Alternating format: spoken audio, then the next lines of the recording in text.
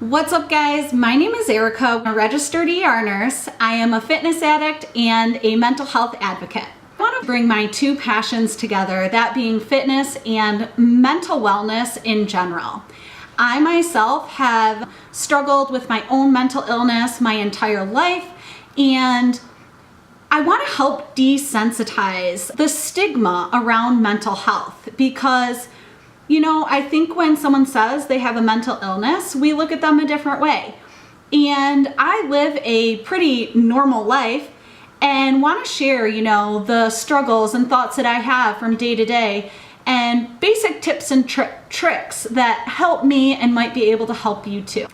So today I'm going to go over 5 tips for self-care. And whether or not you have a mental illness, this can be applied to your life, because we all need to take time to spend on ourselves and relax and kind of re-energize our minds. So the first one I'm going to talk about is routine.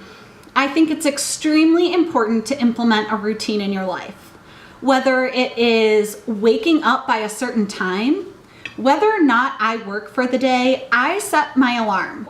It doesn't even have to be so I get up early. It could be 4 hours later than I normally wake up. But just to have that alarm on so my body hears it and knows, okay, time to get up, time to start your day. You could take your dog on a walk. You could say, okay, every morning I'm going to shower, I'm going to do my hair and put on some makeup. Or I'm going to take a half hour out of my morning to have coffee and read the paper or listen to a podcast. I think it's really important to implement a routine in your life, even if, you're just setting an alarm and getting yourself out of bed for the day. For those of you who struggle with depression, anxiety, whatever it may be, don't consider yourself a failure. If you've done any of those things, you've already succeeded, because anyone who's struggled with a mental illness knows that some days just getting out of bed, waking up and getting out of bed is a huge accomplishment and takes so much work. So don't feel like you're a failure. Don't think that you're not getting enough done in the day. Consider that a win, and that is still part of a routine. It's also really important that you regulate your sleep. And whether that is saying I'm going to, drink some tea in bed and relax for an hour before I go to bed, whatever it may be, make sure you're getting adequate sleep, because that sets the mood for your entire next day. And you're not going to be able to be as productive, have as much energy, or function well if you don't. Moving on to number 2. Number 2 is be creative. Most people who do have a mental illness are very creative people. So find a way to be creative. You don't have to be an artist. When I am feeling extra anxious or stressed or upset, I like to journal. Do I journal every day? No, most certainly not. Not that often, to be quite honest. But I do when I just need to kind of let my feelings out. There are adult coloring books, which are great for anxiety. If you like to cook, then cook. Find a new recipe to try. Make music if that's something you're good at. Paint, draw, enjoy the moment. Third, I want to say find someone to talk to. This is major if you do have a mental illness. I say all the time, find a mental illness buddy. It's hard to understand where a person with mental illness is coming from unless you've experienced those emotions yourself. So it's good to find someone who can relate. I have reached out to different people that I can talk to who have felt my same feelings, who have struggled internally the way that I have. Even my friends that don't have mental illnesses, I can go to at any point in my life and say, hey, can you just listen for a minute? I have a hard time telling the difference between rational thoughts and irrational thoughts. Many times I'll go to my friends and I'll say, this is what is happening in my mind right now. Can you tell me, am I being rational? Am I being irrational? Most times it just takes hearing someone say, no, you're being irrational. This is your anxiety talking. For me to be like, okay, yeah, you're right. How are we going to get past this? Let's move on. And do I move on right away? Not necessarily, but then I can say, I'm back at it again. I'm back at it again. Tell me I need to stop. And usually I know when I'm being irrational in the first place, because that's something I've worked really hard on within myself to recognize. Number 4 is relax. Breathe. This may sound silly, but when you are stressed out, seriously, focus on your breathing. I hate yoga, but one thing I learned from doing a lot of yoga was how to properly inhale and exhale and kind of de-stress and let out negative energy through breathing techniques. There's plenty of YouTube channels where you can find exercises on how to control your breathing. You can even type in deep breathing for anxiety, deep breathing for, going to sleep. You can also find like guided meditations for that. I also, would suggest taking a bath, light some candles, get a bath bomb. Another thing that makes me really happy and puts a smile on my face is having fresh flowers or succulents around my house. Yesterday, I, was feeling like, whatever, this winter, gloomy weather. So I bought some flowers and it just made me feel a little happier on the inside. Some time to read, turn off your electronics. I think that is major. We spend so much time on social media, watching TV, on our phones, on our computers, whatever it may be.